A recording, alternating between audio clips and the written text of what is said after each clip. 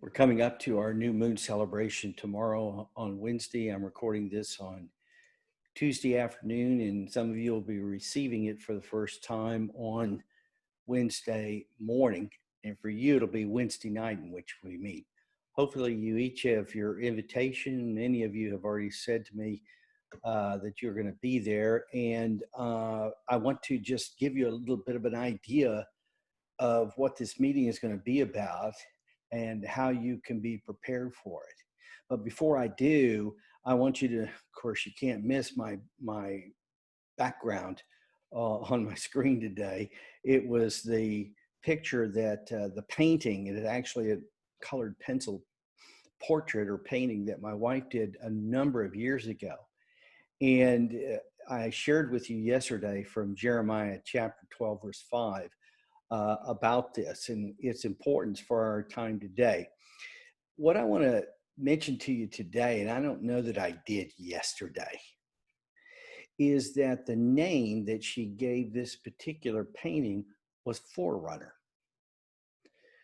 Now, in this painting, as you can see as I move aside, the eagle is the forerunner.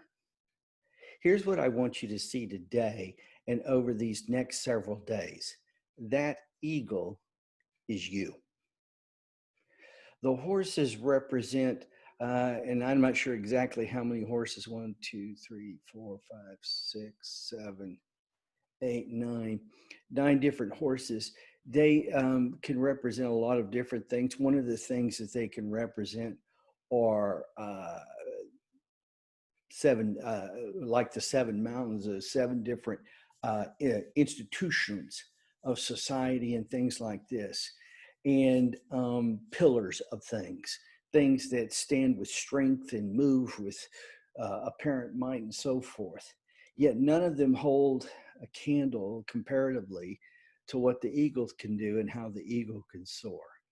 And the importance of this, according to Jeremiah, is that if we've struggled up to this point, just living lives and in a sense, walking with God differently than other people do, what are we going to do when we're faced with the institutional structure of the world system that would want to direct our path and control the steps that we take?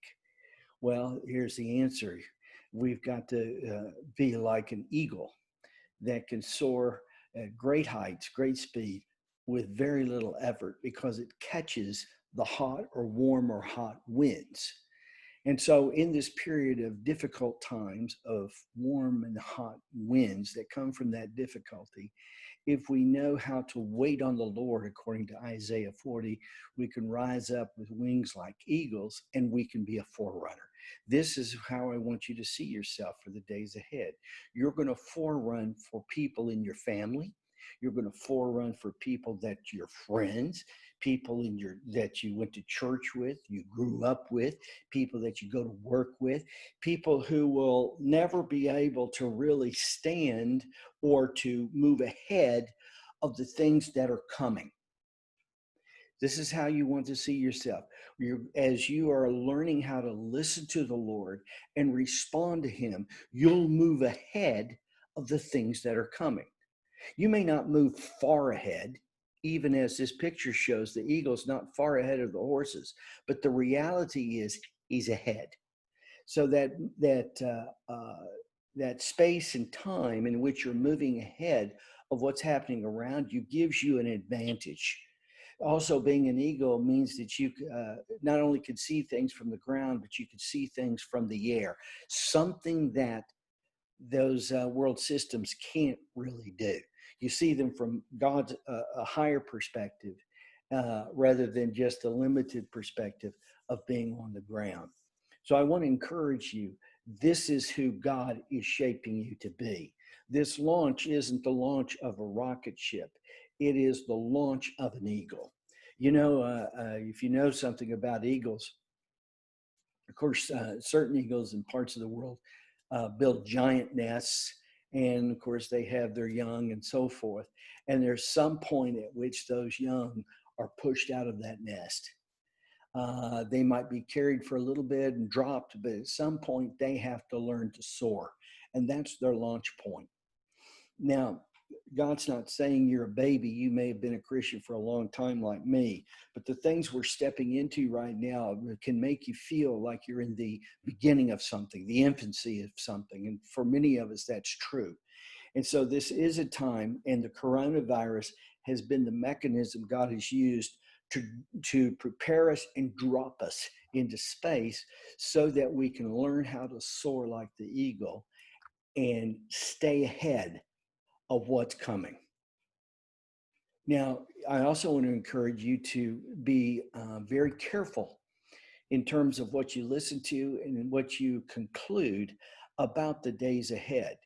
Because if you've grown up like I have in theology, your theology of the last days has a certain sequence in mind, and you can use Bible verses to try to substantiate that this is this and this is that. And people have done that for years.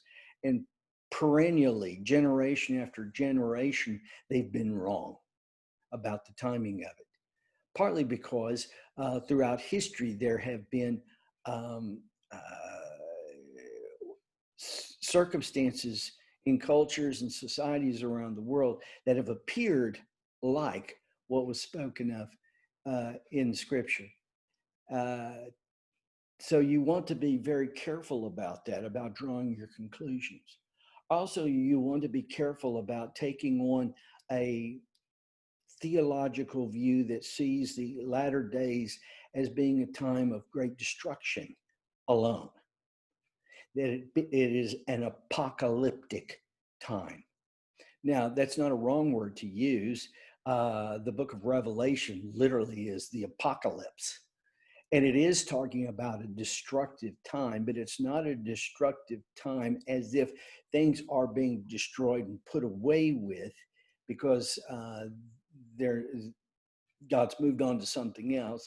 It's about the destruction of a system that has captured the earth in all of creation, and how God is destroying those things so that the creation and everything in it and the good that he's put in it, the glory that he's imparted into it can be released. There is an apocalyptic notion. When you see the counts of people with COVID-19, the number of people who have died, when you see the destruction going on in household incomes and so forth, you're just seeing the beginning of destruction. However, it is not the kind of apocalyptic destruction that we normally think about. We normally think about that without the idea that God is birthing something. And it is about the birth and the coming forth of his kingdom on the earth. So it should be a very exciting time, but that excitement is tempered by the destruction that goes on around to see that. God hasn't designed us to be people who are taken out of this situation so that we're just outside observers waiting for the good things to come after that. No, he's put us in the middle of it so that we can be like that eagle and we can forerun what it is God is saying and doing. So see yourself, call yourself, declare, let the Lord declare over you. Ask him, say, Lord, have you called me to be one of your forerunners? And I believe that's the case. Some people have used the word remnant, and remnant's not a bad term, but I really appreciate the fact that when Mindy named this, she named it Forerunner. And the one that's running in the front. So that's what God has designed us to be. Grab a hold of it. Part of our role as forerunner is coming to a new point at this new moon celebration that we'll have on Wednesday. Now, the celebration's not going to be long. I hope it'll be for 1 hour. I've made the time from an hour and 15 minutes. So the first 15 minutes is so people can be prepared and get online and then we could start promptly on the hour wherever you're located. Here in the U.S., where I am, it'll be 8 a.m. in the morning. For those of you who might see it from Hong Kong or the South China Sea, most of you will see it at 9 o'clock at night. We have some people joining from Russia. They'll see it even later than that. Russia, I think, is 2 or 3 hours later than that, so around 11 o'clock at night. We'll have folks joining us from Africa and from Belgium, so they'll be seeing it in the afternoon. And so please pay attention to your particular time zone and the time in which that we're going to begin, so that you're promptly there ready to participate as we begin. At the same time, throughout this thing, we are going to focus, have a primary focus, if you will, give a little more time to Ingrid from the country of Suriname on the northern tip of the South American continent. And I want Ingrid to share what she experienced last week. It was a very significant time in the most recent history of Suriname. And Ingrid had a very important role, and the people that she's connected to have had a very important role. And so have some of you through your connection with Ingrid. I want Ingrid to share, but it won't only be Ingrid. I've asked other people to be ready, and I want to have just brief statements from different people around the world. I want us all to hear from Amor Lasumbu from Brussels. Amor was our feature last time in June during the new moon, and she talked about the things that she's doing related to Congo. I want to keep that up into your attention, and I want you to continue to see what the Lord is forming and shaping for the Democratic Republic of Congo through this area of maternal and infant care to prevent infant and maternal mortality. And it is quite comprehensive, very significant, and it strikes at the heart of and overcomes at the heart one of the key curses that God first spoke over mankind in Genesis chapter 3. I also have asked Patrick Kawana from Johannesburg, and there are several people there from Zimbabwe. I've asked Patrick to say a few words if he's available, and if he's not, then we'll ask either the Wes or some others who might be on there what it is that that they see and hear the Lord saying at this time. Gordon Patterson from northeastern Cambodia, right on the corner of Cambodia that connects with the Central Highlands of Vietnam. Gordon has had a very significant journey for quite a few years in Cambodia, and that has become even sharper over these days that the coronavirus has gone on, and we've been taking on this focus.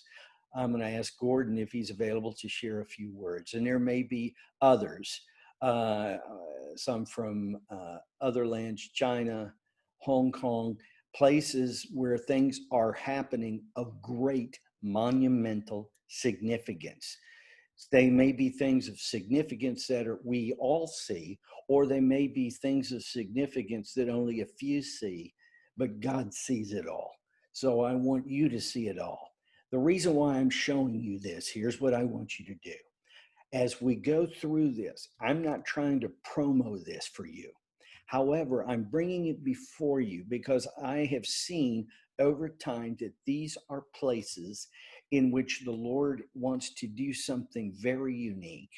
And I want you, as you watch it, as you prepare for it, to ask the Lord to alert you to if he wants to, if that's his for you, if he wants you to have this as a part of one of your spheres, that you pay attention to that. Ask him, say, Lord, is there one of these people, one of these places that you particularly want me to grab a hold of in the days ahead so that I could watch over it and move with it.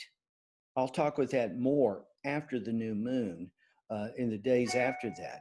But this becomes very important for us because the Lord is going to take us through a series of, I'm going to call them assignments or projects, in which we are going to walk through in a way we've never done before what it is the Lord is saying over certain places and people, and what He wants to do in the in the present that will begin to demonstrate what He's really changing and taking down from the world system and replacing it with in His kingdom. So it will be important for that. So just when you come in, just say, now, Lord, what is it you want me to pay attention to? Alert me. Let something catch your attention. Also ask the Lord, even now, as you watch this, in preparation for that meeting, say, Lord, what is it you're wanting to say to me now? And if the Lord speaks something to you, ask Him, say, Lord, what is it about this meeting? I'm going to be a part of this meeting. And, you know, if you've asked the Lord and the Lord said He wants you to be part of it, say, Lord, why this meeting now? What are you wanting to say to me that I'm not already aware of, that I need to be aware of so that I don't let it just pass me by? So we're becoming more and more strategic. See, we have to do this if we're going to be forerunners.